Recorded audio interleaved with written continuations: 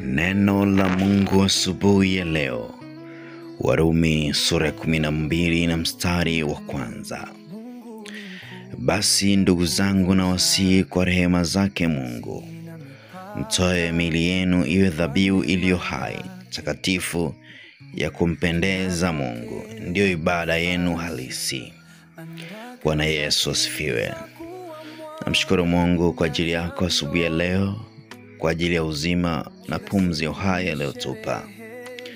Leo Mungu anasema na sisi kwa habari ya miili yetu. Namna gani ya kuitunza miili yetu, namna gani ya kuiheshimu miili yetu, namna gani ya kuifanya miili yetu iwe sehemu ya ibada katika maisha yetu.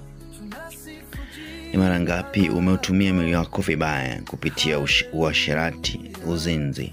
Umetumia mwili wako vibaya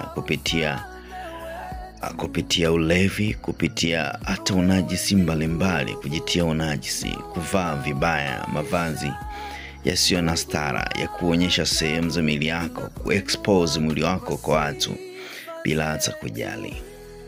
Biblia inasema pia miili yetu imekuwa ni hekalu la Roho Mtakatifu. Ni wazi kwamba mwili wako unakaliwa na Mungu kupitia Roho Mtakatifu, na sio vizuri ufanyie mambo mabaya, uheshimu.